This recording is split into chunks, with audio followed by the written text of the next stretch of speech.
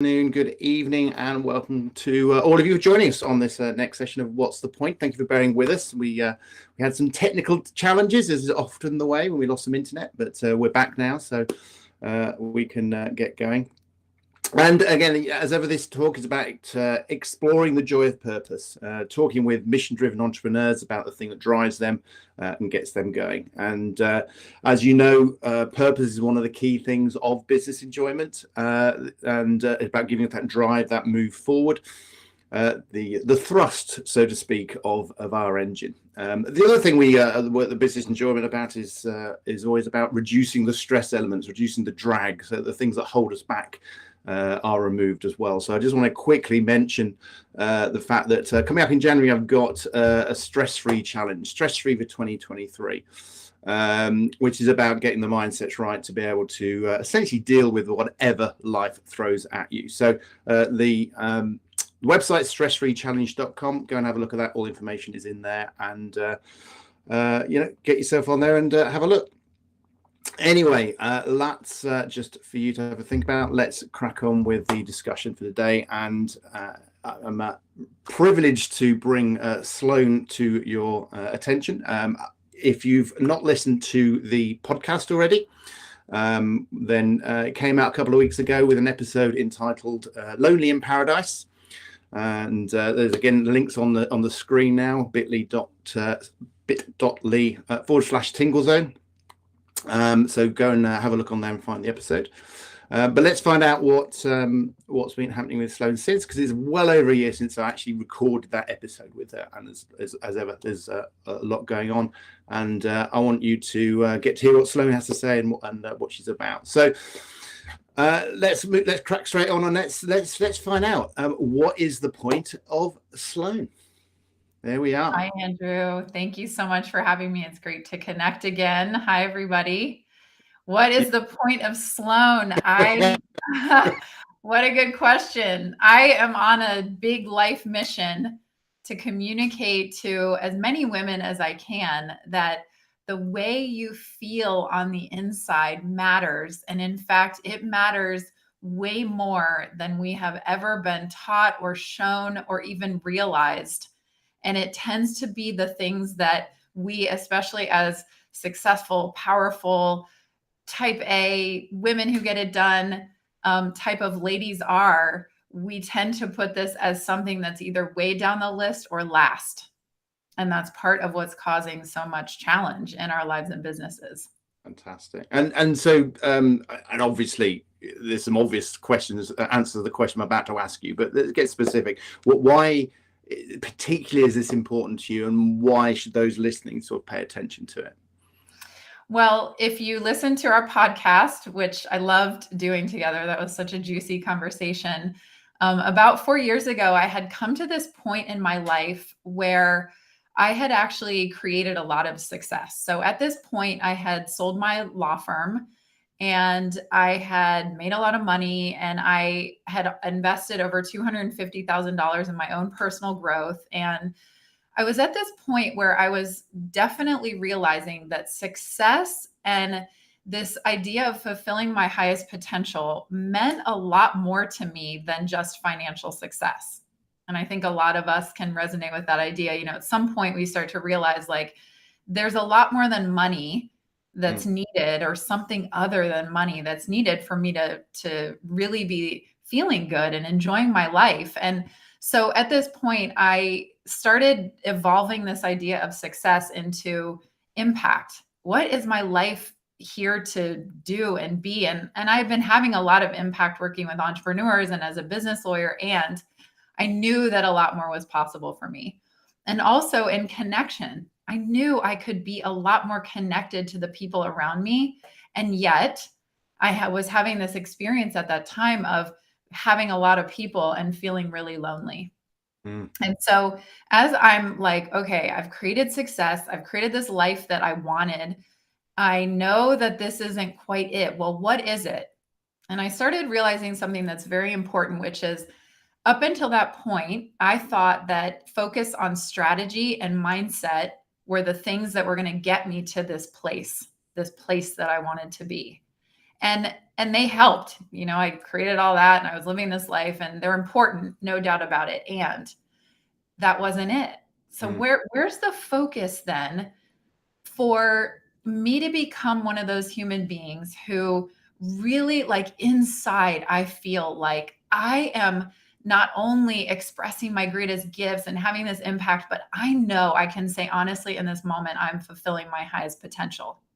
What is it going to take for me to become one of those people who's magnetic? Those kind of people where you want to be around them and you love to be in their presence, and they seem to have this success and have this impact and then magnetize people and opportunities to them. Who do I have to become, or what do I have to study to get to that place? And at that time, I started focusing on this idea of who you're being. So we've all heard this idea. It's like how you're presenting yourself in the world, and then on a deeper level, how you're thinking and feeling inside. And so I hired mentors who how they be is quite beautiful and spectacular. And I'm like, I'm going to learn from them. And I started learning from them and growing and healing and evolving my life again. And this is part of the story that I shared when we spoke last. And again, my life was revolutionized and I really got into a whole new level of alignment. And at some point, I'm looking around again and I was like, this is amazing and this is important, no doubt about it, but this can't be it, because I know that this idea of who you be can't be that I be more like them or more like someone else or a certain way, because isn't the whole point that I should be more of me? I should be bringing my gifts. I should be fully expressed for me as a person with my impact and connection and success. And what dawned on me through this whole process is there's a deeper area of focus. And that deeper area of focus is actually the quality of relationship that you have with yourself. And I can share the story of how I came to this. And I just want to say, for purposes of this mission and the question that you asked, at the core of these people, these kind of unicorn human beings who seem to be so effortless in their life and their success and impact and everything, at the core is that they're feeling really good on the inside. And that's what we feel when we're around them. And when we experience that, we don't quite know what it is. And this is something that people don't even really talk about, because I think it is relatively rare. And then most importantly, most people who have it don't even think about this being something special or different. It's just innate to who they are.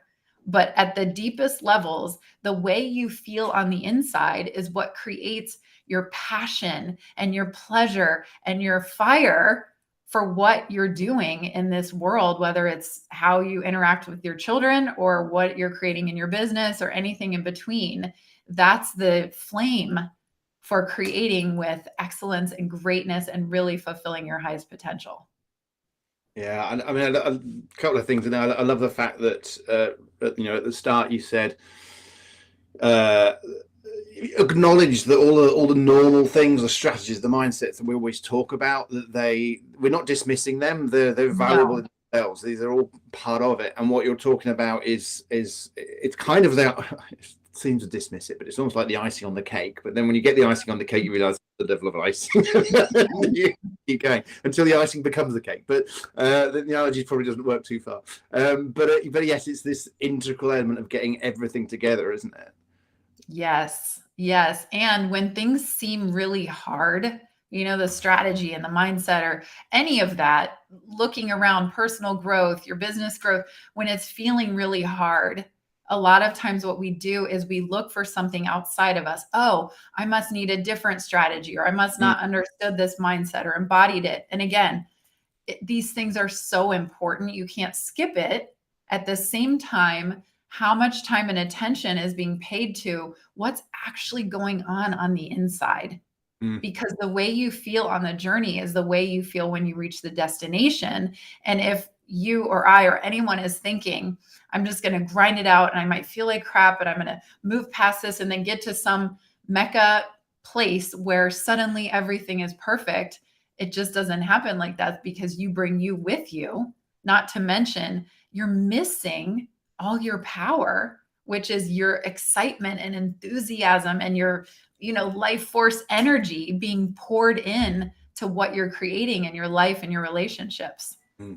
It just occurred to me. No, we often criticize our own journey of life when we start as a little baby kind of thing.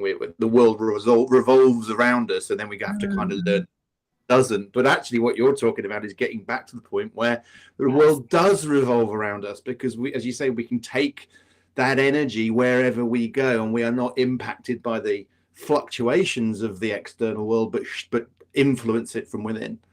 I love the way you said that. Really beautiful and perfectly said. And I have a core belief that I live by, and one of the core beliefs that I support clients in integrating.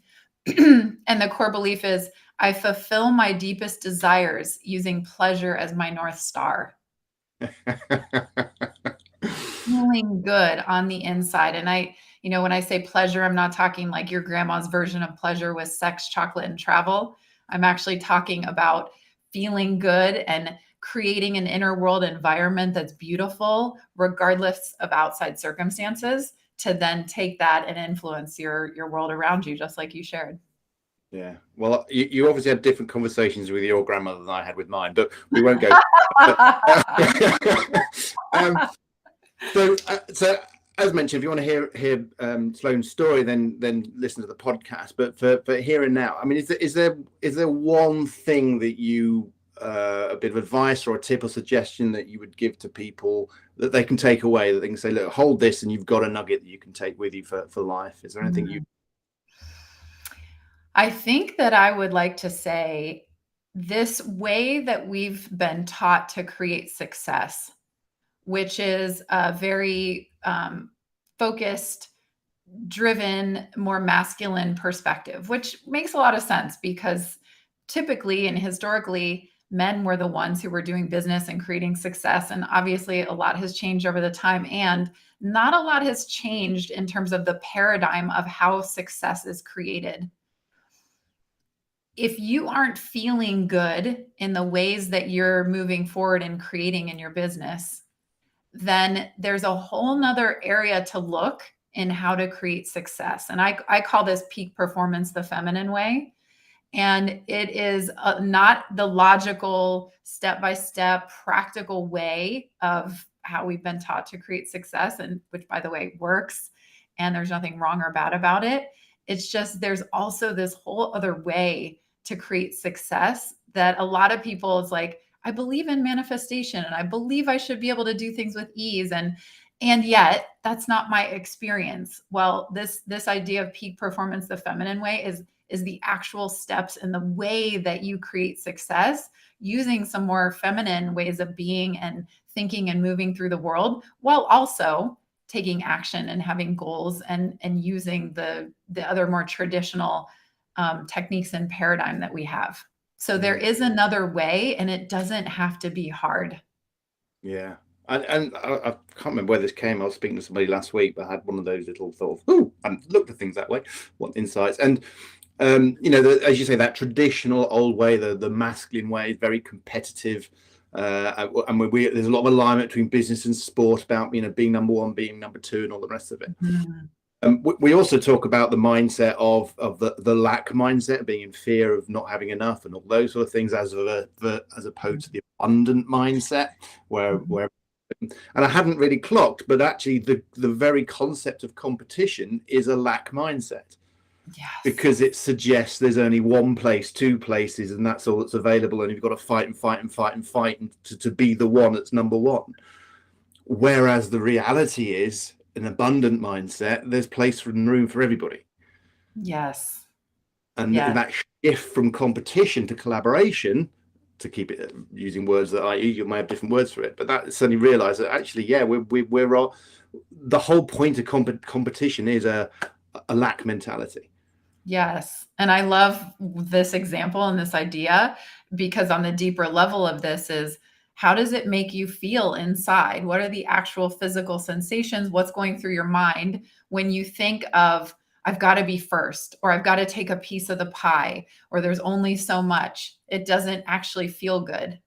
And so when you start to pay attention to, okay, what does? Well, it actually feels good to support other people in creating success, to think of the idea that, if we look at the Earth, planet Earth, and all the resources, there's actually plenty of resources on this planet already as we are to feed and clothe and house everyone.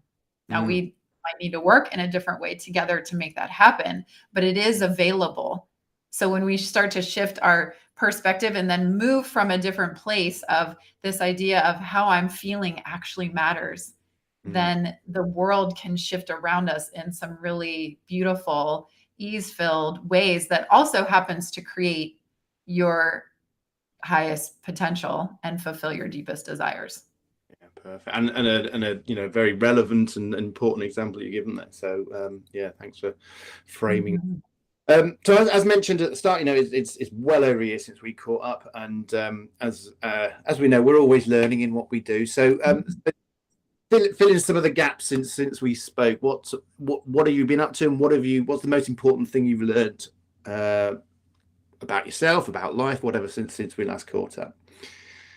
Well, the most important thing I have learned is I really have stepped into an even greater level of alignment in my life, and then learned just how powerful this is. So one of the things that I like to say when I talk about, making how you feel matter, I talk a lot about pleasure and having pleasure, especially for women. And this also applies to men, enjoying yourself, feeling good on the inside. A lot of people are like, Sloane, that's a great concept, but I'm just trying to pay the bills and feed my kids and like get everything done. I don't even know how to begin to think about pleasure.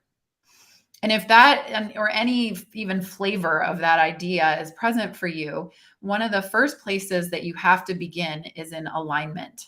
So pleasure isn't really possible when we're living out of alignment. And a lot of women who come to work with me at first are facing burnout, are stressed, have success, but behind the scenes are really struggling in some way. And the place that we have to begin to look at is what in your world is actually out of alignment with your true self, your highest self, your inner guidance, what you know is needed or true for you, and then start to take action from a different place. So I've been exploring this in depth in my own life for many years, and even more in depth for the last 4.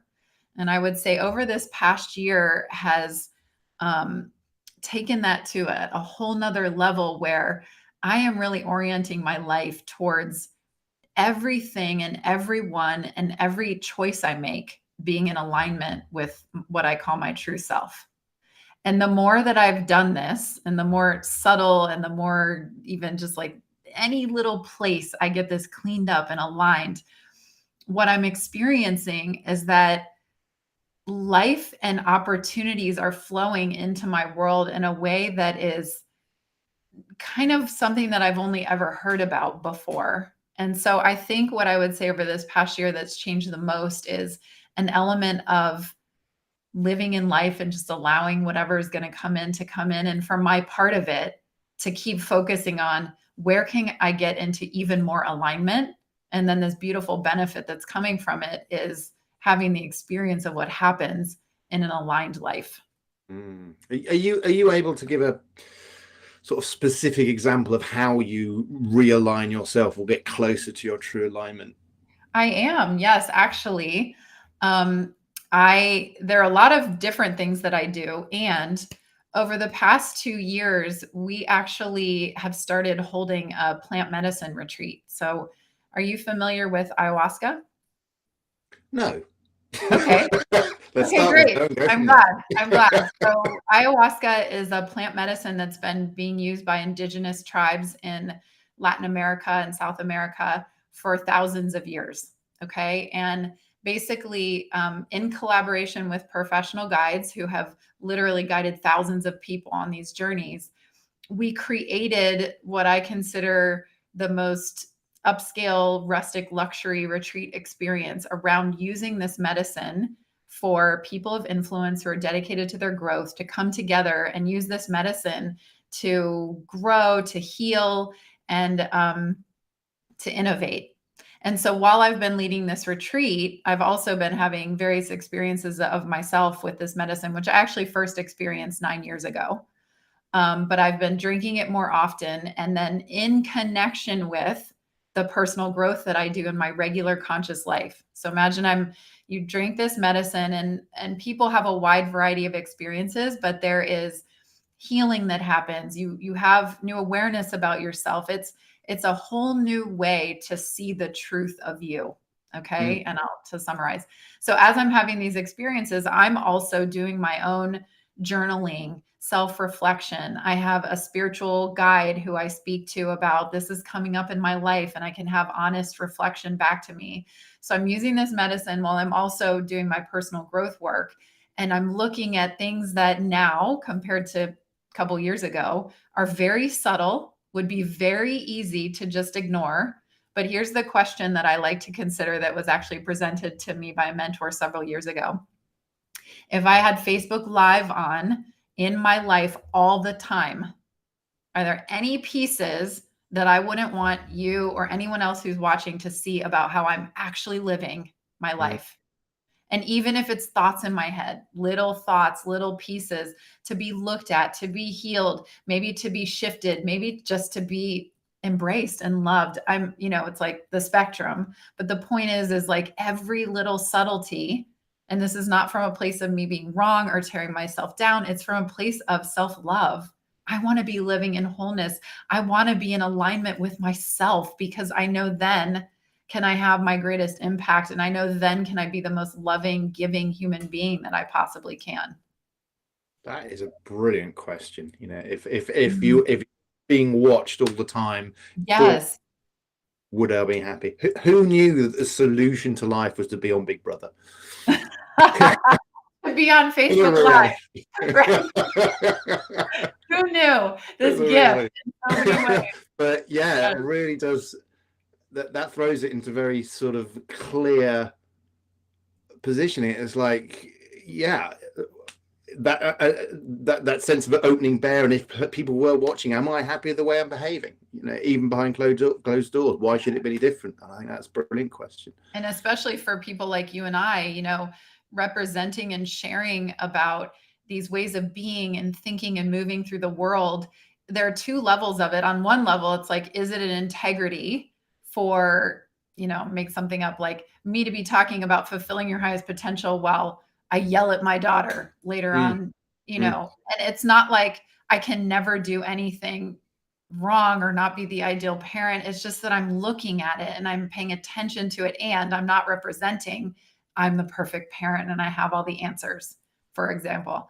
The other aspect of it, though, that actually relates back to peak performance, the feminine way that we were talking about, is an acknowledgement and an exploration of this whole next level of energetics and who the truth of who I'm being and how I'm living affects everything, including the sales that I have in my business and the actual impact that I can make out in the world, and that everything is connected through the person who I am.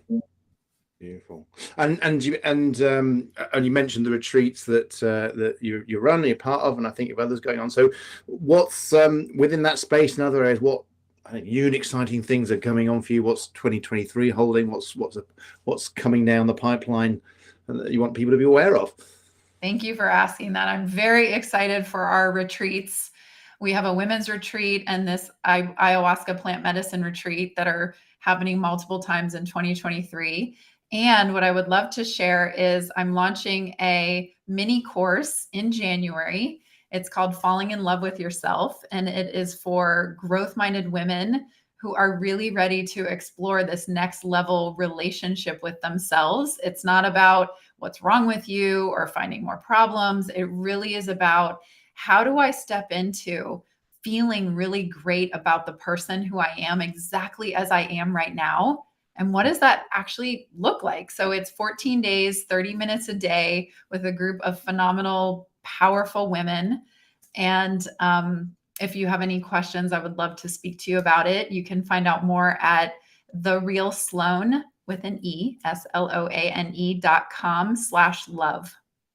Well, I'm just going to go silent for a bit if you want to repeat that, because I'll do something clever whilst you say it again. Okay, sure. It's therealsloane.com/love. Yes, You were there for a bit, so it was on screen. I was there. Thank you. There you go. So yes, and that should also appear in the comments as well. But I'll make sure that everyone's got links to that as well. So it's your website. But yes, therealsloane.com, and that's all online. That course in January. Well, actually, it's live. It'll be live. So yes, do people need to get somewhere, or that's what I mean, or physically? They need to sign up basically on therealsloane.com/love, and then you'll get emails and details, and it'll be on Zoom, 30 minutes a day. I mean, yes. Wherever you are in the world, you can get online. They don't need to get on. We would love to have you join. It's going to be very juicy. I can't wait. Sounds fabulous. Sloane, thank you so much for coming back. Great to see you again. Thank you, Andrew. We'll bring this to close. But is there any final little send off you want to sign off with people on, and just leave them on a happy note? So away they go. Hopefully they're happy way anyway. Yeah, I hope you're happy. I would love to connect. My world is about connecting, supporting, elevating in any way that I can. So if this conversation inspires you, or if you feel like, ooh, you'd like to get to know each other, reach out to me on social, through my website, however, and I can't wait to connect and get to know you and hopefully elevate your world. Brilliant. Thank you so much. Thank you so much for coming along. I'll wrap up and say goodbye to the viewers, and then I'll catch up with you afterwards. But yes, thank you. So absolutely listen to the podcast. Sloane's got a fantastic story that's absolutely worth listening to, very inspirational.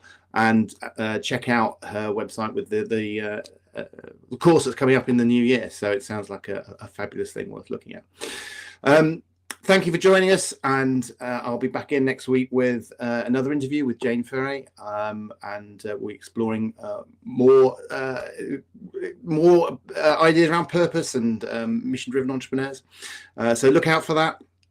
And as mentioned before, look out for my stress-free challenge in 2023 as well. So thank you very much for coming along, and look forward to seeing you again soon. My name is Andrew Miller from Business Enjoyment, and I want you to enjoy your business so much it makes your bits tingle. Thank you.